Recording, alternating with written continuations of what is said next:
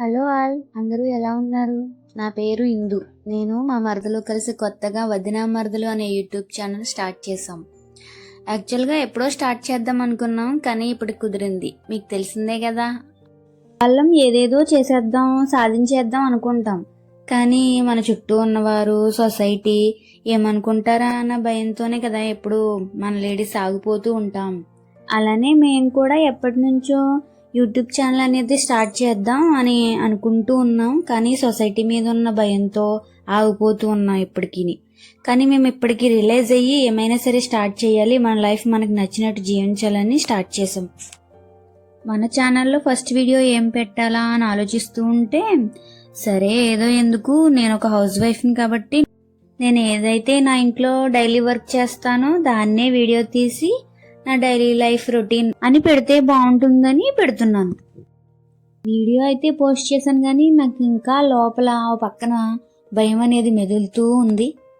ఇంతకీ నా భయం ఏంటంటే, ఇంత కష్టపడి యూట్యూబ్ ఛానల్ స్టార్ట్ చేయాలని అనుకుని స్టార్ట్ చేసాము, అది మరి క్లిక్ అవుతుందా లేదా, ఇంకా చాలా ప్రాబ్లమ్స్ ఫేస్ చేయాల్సి వస్తుందా ఏంటి అని భయం అయితే ఉంది. కానీ అంతకు మించి మా మీద మాకు నమ్మకం అయితే ఉంది, అందుకే భయపడకుండా ఇంకా సరే ఏదైతే అది అవుతుందని వీడియో పోస్ట్ చేస్తున్నాం. ఇంకా వీడియోలోకి వస్తే, మన ఛానల్లో ఏం కంటెంట్ ఉంటుందంటే, మన ఛానల్లో అన్ని రకాల వ్లాగ్స్ ఉంటాయి.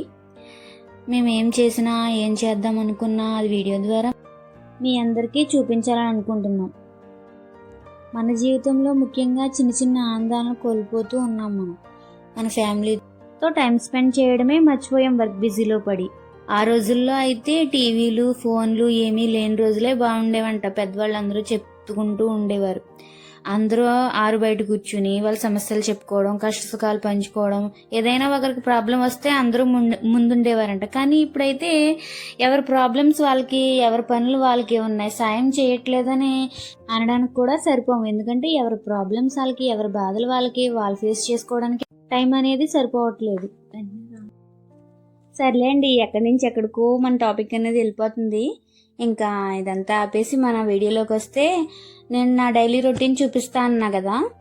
నేను మార్నింగ్ ఎప్పుడు 5:30కి ఆ టైంకి లేస్తాను. లేచి ముందు గేట్ తాళాలు ఇవన్నీ తీసుకుని బయట వాకిలు ఇవన్నీ తుడిచేసి వచ్చిన తర్వాత పిల్లలకి కావాల్సిన టిఫిన్ బాక్సులు ఇవన్నీ రెడీ చేసి పిల్లల్ని లేపి వాళ్ళకి స్నానాలు చేపించి వాళ్ళని రెడీ చేసి ఉండేసరికి 7:30 ఆ టైం అయిపోతుంది. ఈ లోపు బస్సు వస్తుంది. మా పిల్లల స్కూల్ బస్సు అయితే 7:30 కల్లా వచ్చేస్తుంది. ఈ లోపు వాళ్ళని అన్ని వాళ్ళకి కావాల్సినవన్నీ సమకూర్చేసి బస్సు ఎక్కించేయాలి. ఇంకా వాళ్ళ స్కూల్కి వెళ్ళిన తర్వాతే నేను ఏం చేయాలనుకున్నా అది చేయగలను. వాళ్ళు స్కూల్కి వెళ్ళిపోయిన తర్వాత ఇప్పుడు నేను పూజ చేసుకోవాలనుకున్నాను.